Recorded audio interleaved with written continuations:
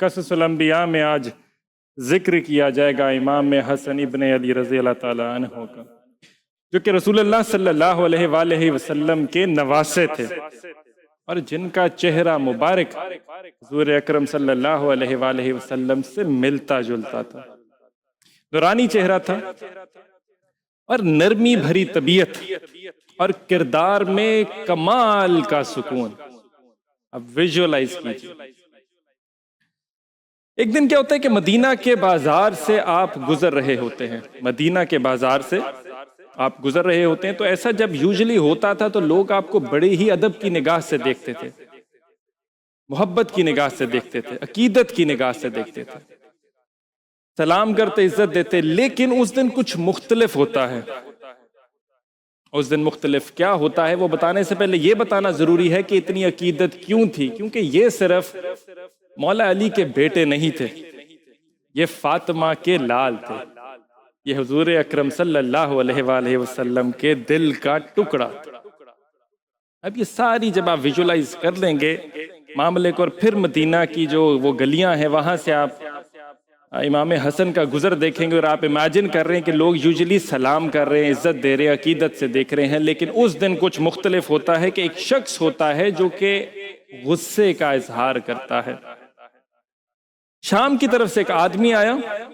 اور اس دن شام کا جو علاقہ تھا وہ سیاسی پروپیگنڈا کا شکار تھا۔ تو آپ نے یہ بھی چیز کو انڈرسٹینڈ کرنا ہے، لوگوں کے ذہنوں کے اندر نہ اہل بیت کے حوالے سے بہت زیادہ کانسپیریسیز تھی جن کو پھیلایا گیا تھا، ایک پروپیگنڈا تھا جس کو پش کیا گیا تھا۔ اب یہ شخص جو شام کے علاقے سے آیا تھا یہ اسی کا شکار تھا،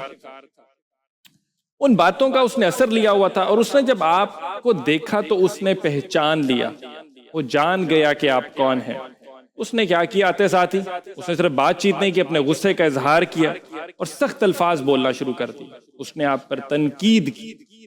غصہ ظاہر کیا، الزام تراشی کی اور دل دکھانے والی باتیں کی۔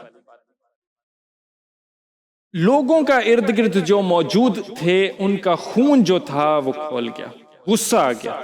کہا کہ اس کی گردن کو موقع پر ہی اڑا دیں۔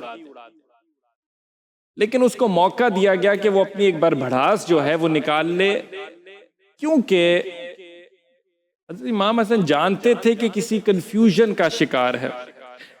صحابہ اور لوگ چاہتے تھے کہ فوراً سے اس کو روکیں، جواب دیں یا سزا دیں، لیکن کردار دیکھیے گا، امام حسن کھڑے رہے،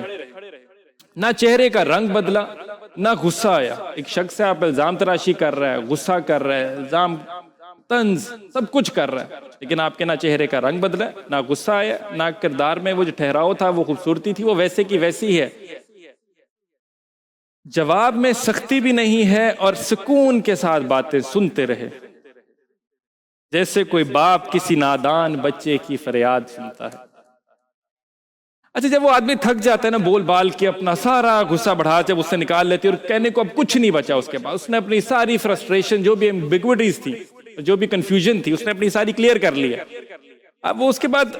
ایکسپیکٹ کر رہے کہ آگے سے ریٹیلیشن آئے گی، بیکاز اس کے مائنڈ کے اندر جو امیج بھرا گیا، جو پروپیگنڈا کیا گیا اہل بیت کے حوالے سے، اور جو شام کے دنوں میں اس دن بہت زیادہ ہوتا تھا، وہ ایکسپیکٹ یہی کر رہا ہے کہ آگے سے ریٹیلیشن آئے گی۔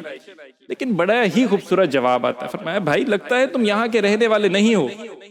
اب یہ سارا طنز غصہ سہنے کے بعد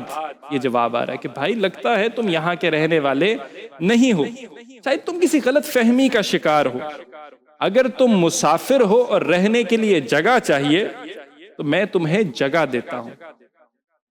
اگر تمہیں پیسوں کی ضرورت ہے تو میں تمہیں پیسے دیتا ہوں، اگر تم بھوکے ہو تو تمہیں کھانا کھلاتا ہوں، اور اگر کپڑوں کی ضرورت ہے تو کپڑے دیتا ہوں۔ صاحب کیا ہی ظرف ہوگا، کیا ہی بات ہوگی۔ ایک شخص ہے جو کہ آپ پر الزام تراشی کر رہا ہے، غصہ کر رہا ہے، بھرے بازار میں